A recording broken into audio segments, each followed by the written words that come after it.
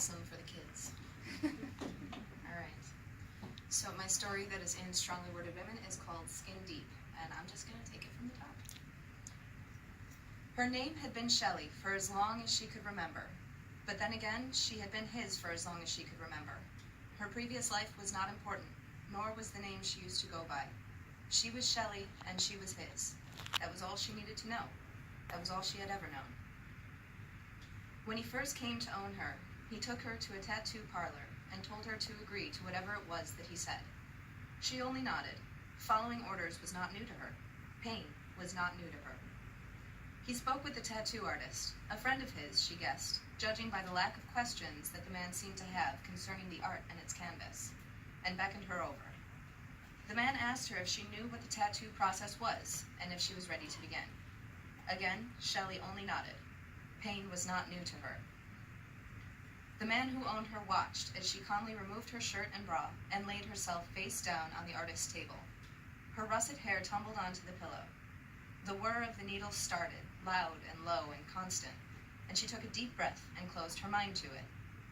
But for the first time, she was brought sharply back to reality by a piercing, dragging pain, so acute yet so overwhelming, on the right side of her lower spine. She was shocked at the pain she felt. This pain was new to her. For the next few hours, or was it only minutes, or was it days, Shelley gritted her teeth against the ache that traveled slowly, methodically up her back with the artist's needle. Long, straight lines were being etched into the skin that covered her spine, making her want to cry out in pain, though she knew that would not end well for her.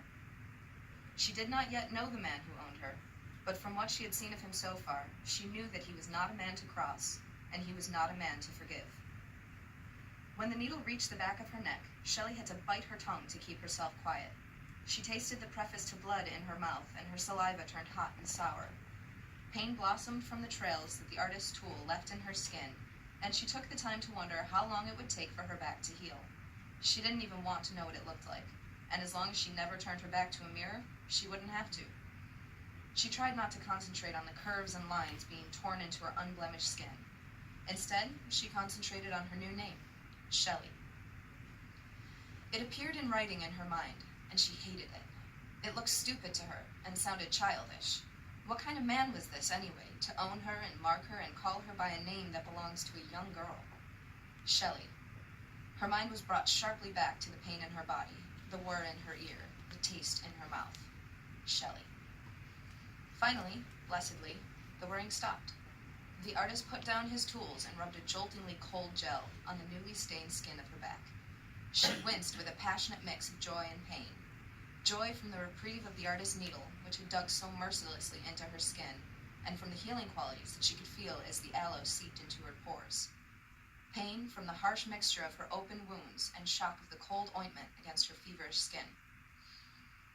Gently, the artist asked her to stand up slowly, telling her that he would show her to the mirror so she could admire the work of art her blank canvas had become.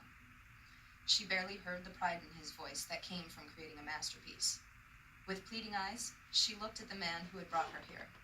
He stared blankly back at her, and she truly saw him for the first time. He was tall, taller than her own 5'10" by at least 4 inches. His dark mustache was trimmed hastily around the top of his small mouth and down the sides, meeting up in a goatee with a strip of facial hair that began below the center of his lower lip and connected in a beard at the chin. His hair was raven black and down to his chest, thin but beautiful, with a streak of blonde that highlighted either side of his pale face.